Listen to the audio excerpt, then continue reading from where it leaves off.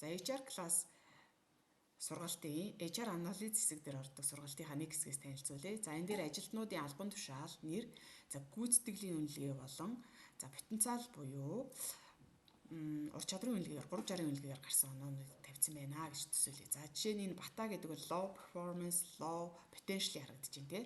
За өөрөөр хэлбэл гүйцэтгэл нь 70, потенциал нь 60 байсан байна. Тэгэхээр энэ бүлэгт буюу underperformer бүлэгт хамрагдаж байна. За тийгвэл энийг хэрхэн одоо үнэлгээнүүдийн өөрчлөлгөөд аль талбар руу шилжиж байгааг харъя. За жишээлбэл KPI-ийг хэдүүлээ 120 болгочихъя. За энэ өндөр гүйцэтгэлтэй гингүү тараа энэ дээр хүрээд ирж байгаа бата маань. За тэгэнгүүтээ магадгүй потенциалыг бас өндөр болгож үзье те. За нэг 90 орчим үнэлгээтэй гарсан гэдээ харчих. За тэгэнгүүт одоо энэ future leader буюу бидний хэлдгээр шилдэг ажилтны талбар руу шилжиж байна. За энийг хэрхэн график дээр хялбараар үзүүлэх вэ гэдгийг танилцуулъя. За одоо энэ графикийг хэрхэн их талаар танилцуулъя. За энэ HR класст сууж байгаа бол энэ файл очин. За энэ дээр ерөн гүйцэтгэлийн үнэлгээ, потенциалыг хэрхэн үнэлж, яаж ашигладаг талаар байгаа. За энэ 9 нүдэн дээр яаж байршуулдаг вэ гэхээр гүйцэтгэл бага, тэ потенциал бага бол одоо гүйцэтгэл муутай ажилтан болно. Эсвэргээрээ гүйцэтгэл потенциал нь өндөр байвал манай манлайлагч шилдэгүүд байна. За гэтэл ихэнх ажилтнууд маань энэ шар болон улбар шар ногоон хэсгүүд дээр байрладаг.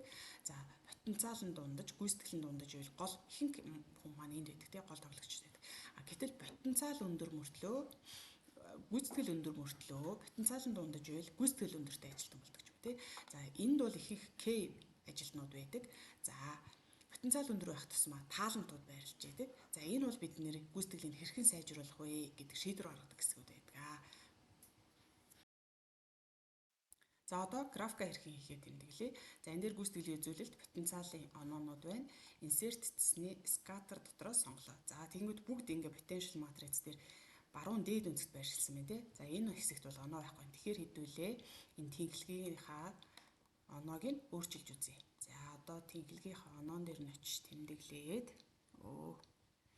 за axis-ийн за ихэвчлэн 60-аас дээш байгаа учраас энийг 55 болгочихъя. Максимум нь болохоор 120 дотор гүйцэтгэлээ үнэлгээ гэж бодчих. За дараа нь болохоор потенциалынхаа хэсгийг за энэ дээр очлоо. За axis-ийн засчихъя. Axis руу орчин. За 0-оос биш. За нэг 60-аас эхлэхүү 55-аас эхэлж. За тэгээд 100-ийн оронд 100-аас илүү потенциалтай байна гэж бараг л байхгүй учраас энэгээр харж. За ингээд эхний байдлаар график минь гараад ирлээ. За одоо графика нэрлэчихье. За энэ графика нэрлэхдээ за одоо бол потенциал гүйцэтгэлийн матриц гэж. За ер нь бол 9 box potential matrix гэж нэрлээд байдаг. За gridline арилгаж ийн орд нь фон оруулах учраас тий. За тэгэнгүүтээ дараа нь болохоор label дээр нэрийг оруулах гэж байна. За more label data label гээд more options дотор за энэ хэрэггүй. Value from sales гээд. За энэ дээр ажилтнуудынхаа нэрийг гээд 14 хүртэл оруулаад ok гэж. За давхардаж гараад байгаа учраас энэ value-нуудыг арилгачих. За ингээд эхний байдлаар ерөнхийдөө график маань бэлэн болчлоо. Одоо ард нь өнгөөр ялгасан ийм дүрсээ оруулнаа. За одоо энэ графикийн ард ийм фон оруулна тий. За энэ сургалтанд сууж байгаа бол энэ графикийн загварыг өгсөн байгаа. За ер нь бол энэ дээр потенциал за ийшээгээ гүйцэтгэл байна тий. За ийм нүдтэй байхan. За энэ дээр бол одоо жишээл өндөр за потенциал өндөр гэж. Потенциал өндөр. За тэгээд потенциал гингүүтээ дундаж. За потенциал багтай. За тэнгүүдээ баг дотор нь ер нь 55-аас энэ дээр бол ур чадрын үнэлгээ чинь ер нь ямар байсан бэ гэдгийг харж аваад компани болгон янз янзын оноо тавьж болно. За миний хувьд бол 55-аас эхлүүлжээ. 75-аас 71-ээс 85. За 86-аас 100. За 100 авдаг хүн бол ер нь ховордоо. За гүйцэтгэлийн үнэлгээнд дээр болохоор за ер нь ихэвчлэн 64 ер нь онлын хувьд бол хүлээлтэд хүрээгүй. За эсвэл хүлээлтэд хүрсэн эсвэл хамгийн өндөр оноотой нь хүлээлтээс давсан гэж бид нэр ихэвчлэн ярьдаг те энүүгээр биччихье. За тэгээд хүлээлтэд хүрээгүй гэдэг нь бол 60-аас 80%. За 81-ээс за энэ компанийн хувьд бол 120 хүртэл үнэлдэг гэж бодчих төсөөлөө. Та хэд өөрсдийнхээ компанид нь тохируулаад яаж хийж болно шүү дээ. 120 хүртэл байдгаа гэд ингээд гаргачих. За тэгэнгүүтээ одоо энд монголоор бичснүүдээ би хялбарчлаад copy paste хийгээд тавьчих. За энийг болохоор хөндлөнгөөр нь болгохын тулд ингээд тэмдэглэчих. За тэгээд энэ голлуулчих. Энийг бас голлуулчих. За энэ хоёр маань ийшээ гарч, энэ гурав маань энэ талд гарч ирэх нэ. За ингээд. За ерөнхий загвар маань ер нь бол юм.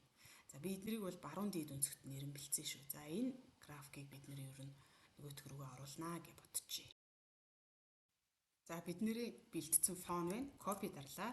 За график руу ороод за графикныхаа формат pivot area гэдэг дээр ороод энэ picture or texture гэдэг рүү ороод тэг clipboard дээр нь хуулаад тавьчихна. За ингээ гараад ирчихна. За хэдүүлээ томруулаад графика харъя. За энэ дээр энэ 55-аас эхлээд 55-аас эхэлсэн байна те. За энэ дээр 55-аас эхлэн энэ босоодын эхлэгээ баг зэрэг засчих хэрэгтэй санагдчихлаа. Маусныхаа баруун төвчин дээр дараад эхлээ зааж исэн шиг формат access дээр 55 бол нэлээ юу гараад байгаа учраас энийг 50-аас эхлүүлчих.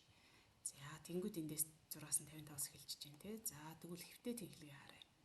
65-аас эхлээд байна. Тэгэхээр энийг 50-аас ч юм эхэлдэг болгоул зүгээр юм байна. Одоо нөгөө тохируулж ийн гэсэн үг те. За энийг бол 50-аас эхлүүлчих. За тэнгууд эндээс 60 эхлээд 60-аас 80 хүртэл. За одоо харъя хэдүүлээ. Отгон гэж хүн энд харагдчихээн те. За энд 78 тавьсан байна. За энийн 78-ыг хэдүүлээ 100 болгоод үзье. За одоо энд байгаа утга маань хааш шилжих харъя. За ишигээ потенциал нь өндөр болчих чинь тий. За тэгвэл энэ потенциалын энэ дунд буюу 90 орчим дээр гүйцэтгэлийг оруулъя гэж бодъё.